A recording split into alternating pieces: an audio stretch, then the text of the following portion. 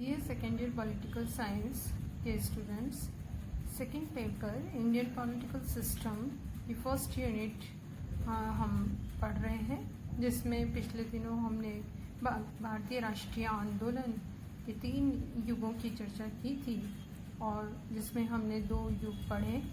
एक तो उदार राष्ट्रवाद का युग, दूसरा उग्र राष्ट्रवादी युग और तीसरा आज जो हम शुरू करने जा रहे हैं वो ये कि भारतीय राष्ट्रीय आंदोलन में गांधी जी का योगदान।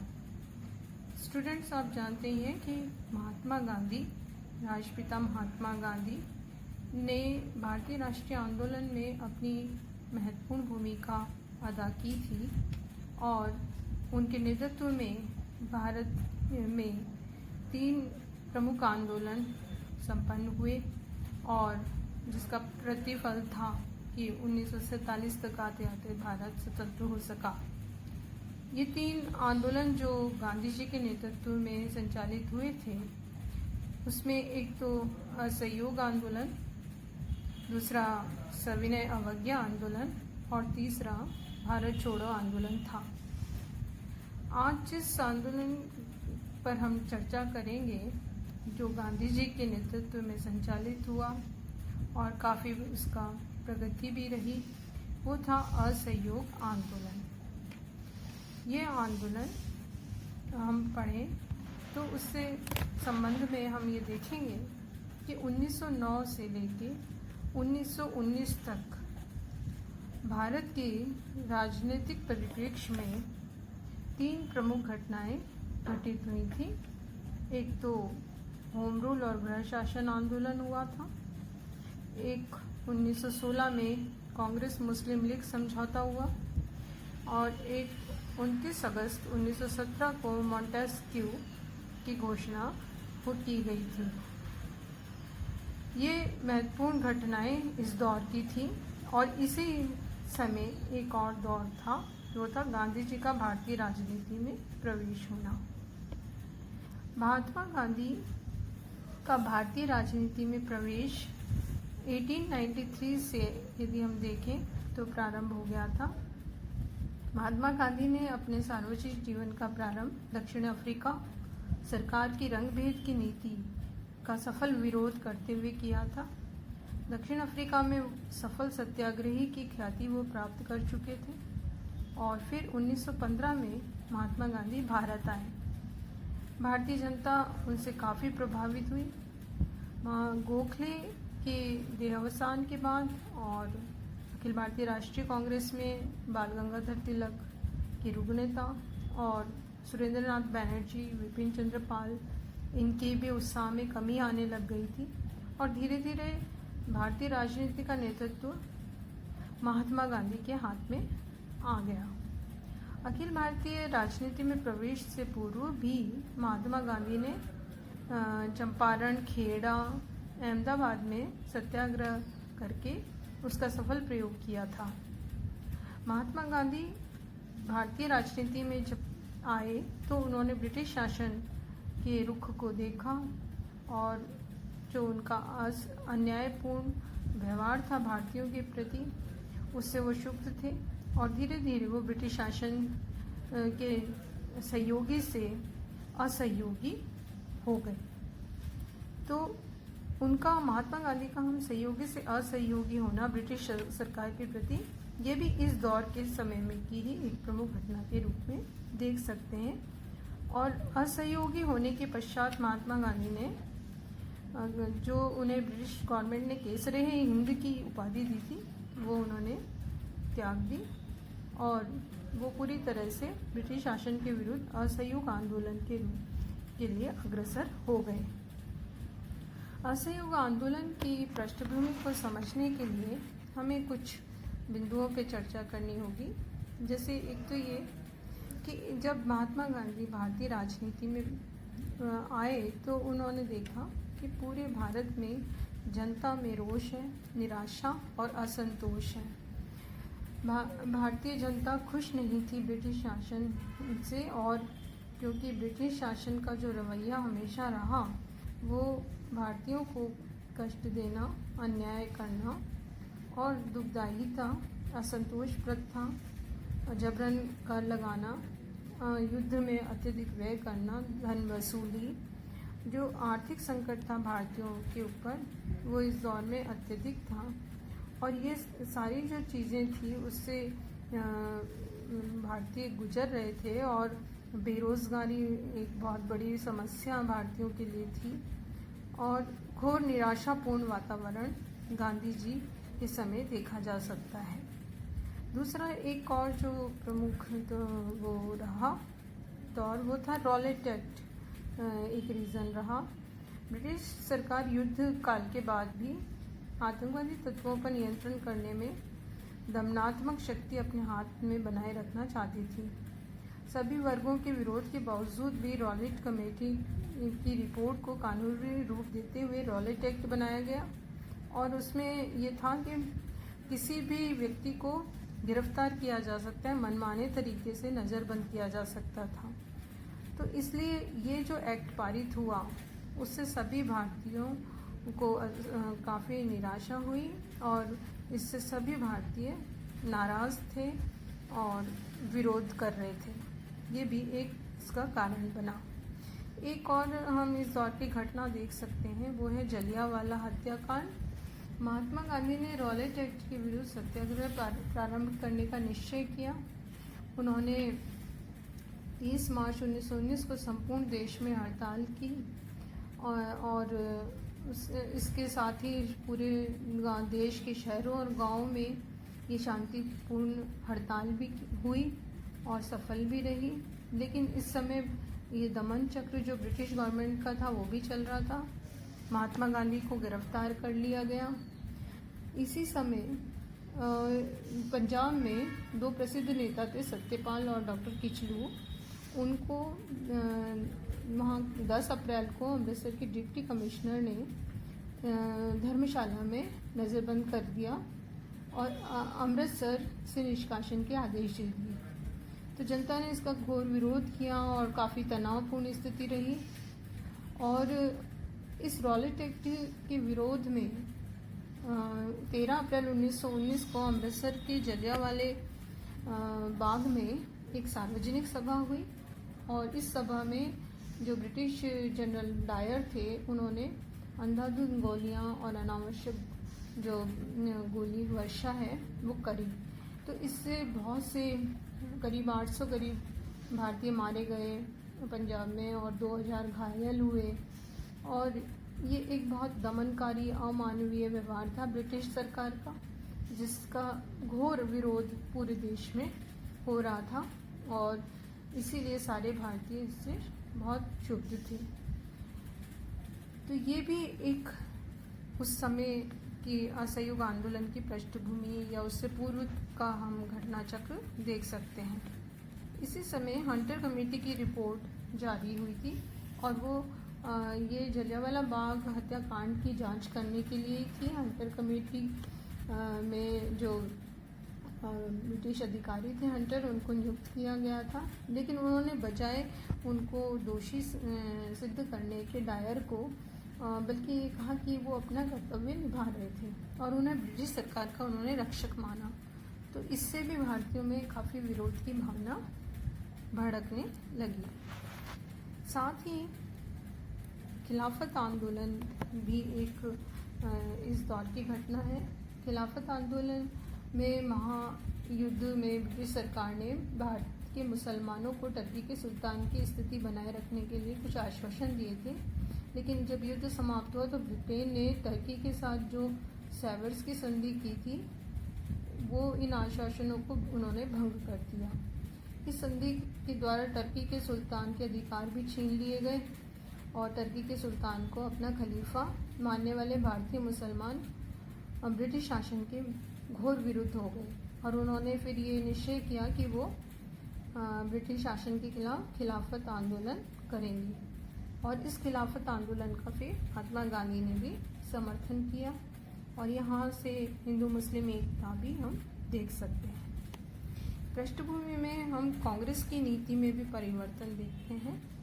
अखिल भारतीय राष्ट्रीय कांग्रेस जो दल था उसके नेतृत्व में ही हमारे सारे भारतीय राष्ट्रीय आंदोलन हुए। 1920 में कोलकाता में कांग्रेस का जो विशेष अधिवेशन हुआ उसमें महात्मा गांधी ने असहयोग आंदोलन संबंधी प्रस्ताव रखा था और सभापति लाला लाजपत राय सहित अनेक वरिष्ठ नेताओं के विरोध के बावजूद गांधी जी का प्रस्ताव भारी बहुमत से स्वीकृत हो गया। दिसंबर 1920 के नागपुर अधिवेशन में गांधी जी ने इस प्रस्ताव को भारी बहुमत से स्वीकार किया और अधिवेशन में एक प्रस्ताव पास कर गांधी जी को ये अधिकार दिए कि वो शांतिपूर्ण तरीके से अहिंसा के आधार पर एक राष्ट्रीय आंदोलन का नेतृत्व प्रदान करें। तो ये विभिन्न जो घटनाएं हैं वो असहयोग आंदोलन से पूर्व हम देखते हैं। ये वो पृष्ठभूमि थी जिसके आधार पर असहयोग आंदोलन की जो नींव है वो तैयार हुई और असहयोग आंदोलन जो है प्रारंभ हुआ। असहयोग आंदोलन के दो तरह से कार्यक्रमों को हम एक्सप्लेन कर सकते हैं। एक तो निषेधात्मक कार्यक्रम थे और दूसरे थे सकारात्मक कार्यक्रम। निषेधात्मक कार्यक्रम के अंतर्गत बहिष्कार और सहयोग जैसे साधनों का प्रयोग किया गया था, जिसमें ये था कि जो सरकारी, वैतनिक और अवैतनिक जितने भी पद हैं, उपाधियाँ हैं, उनका भारतीय त्याग करेंगे। सरकारी और अर्ध सरकारी स्कूल कॉलेजों का बहिष्कार करना, 1919 के अधिनियम के अंतर्गत जो चुनाव होंगे उनका बहिष्कार किया जाना, सरकारी अदालतों का बहिष्कार करना, विदेशी माल का बहिष्कार होना, सरकारी और अर्ध सरकारी उत्सवों और समारोह में उपस्थित न होना, और जो भी सहयोग ब्रिटिश गवर्नमेंट को जिस भी तरह से भारतीय कर रहे हैं उन सब में सहयोग करना। तो ये सारे निषेधात्मक कार्यक्रम थे जिसका उद्देश्य था ब्रिटिश गवर्नमेंट के साथ असहयोगपूर्ण रवैया अपनाना। सकारात्मक जो कार्यक्रम रहे उसको हम देखते हैं कि इसका एक सकारात्मक पक्ष ये था कि राष्ट्रीय स्कूल और कॉलेजों की स्थापना हुई। पारस्परिक विवाद तय करने के लिए निजी पंचायतों का उपयोग करना, बड़े पैमाने पर जो स्वदेशी है उसका प्रचार किया जाना, हथकरघा और जो बुनाई उद्योग है उसका जीर्णोद्धार हो, इसलिए चरखे का प्रयोग गांधी जी ने किया और अस्पृश्यता का अंत किया जाए। तो ये अभूतपूर्व जो कार्यक्रम थे वो इस असहयोग आंदोलन के द्वारा संचालित किए गए। असहयोग आंदोलन के इस कार्यक्रम के आधार पर असहयोग आंदोलन को प्रगति मिली। इसका उद्देश्य ब्रिटिश भारत की राजनीतिक, सामाजिक और आर्थिक संस्थाओं का बहिष्कार करना था और जो भी सरकारी मशीनरी थी उसको ठप करना था। तो इसके जो कार्यक्रम थे उसके द्वारा विभिन्न आंदोलन को प्रगति मिली और गांधी जी के नेतृत्व में यह आंदोलन शुरू हुआ। सर्वप्रथम गांधी जी ने अपने केसरे-ए-हिंद की उपाधि को छोड़ा। जमनालाल बजाज ने राय बहादुर और ऑनरेरी मजिस्ट्रेसी की उपाधि छोड़ी। विद्यार्थियों ने सरकारी स्कूल और कॉलेजों का बहिष्कार किया। विद्यार्थियों के अध्ययन के लिए फिर उन्होंने राष्ट्रीय जो नेता थे भारत के, उन्होंने राष्ट्रीय शिक्षण संस्थाओं की स्थापना की, जैसे बिहार विद्यापीठ पटना, गुजरात विद्यापीठ अहमदाबाद, तिलक महाराष्ट्र विद्यापीठ पूना, मुस्लिम विद्यापीठ अलीगढ़ और काशी विद्यापीठ काशी।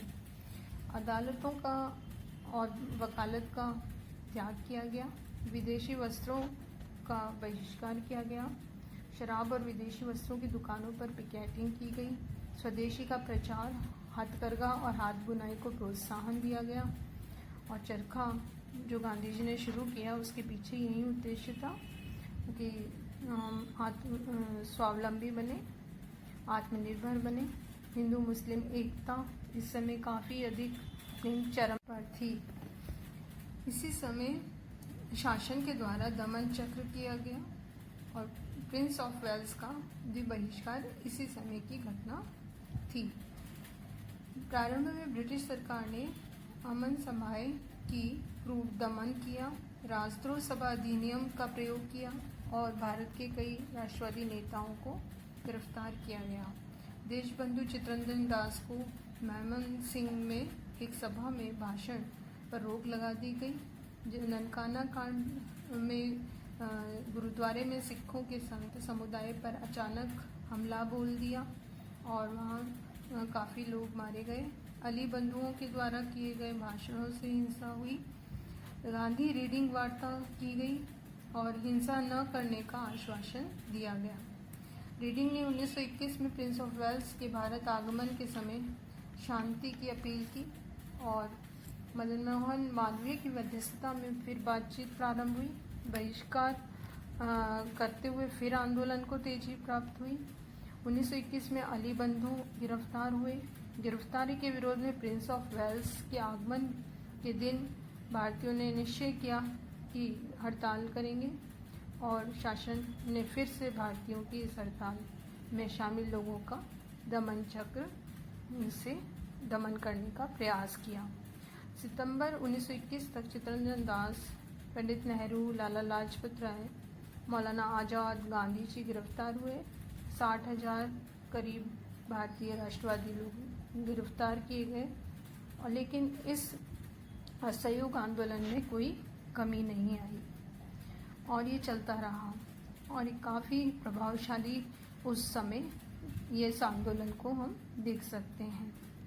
लेकिन इसी समय एक जब गांधी जी और विभिन्न प्रभावशाली नेता गिरफ्तार हो गए थे तो एक घटना घटित हुई 5 फरवरी 1922 को, चौरा-चौरी कांड। ये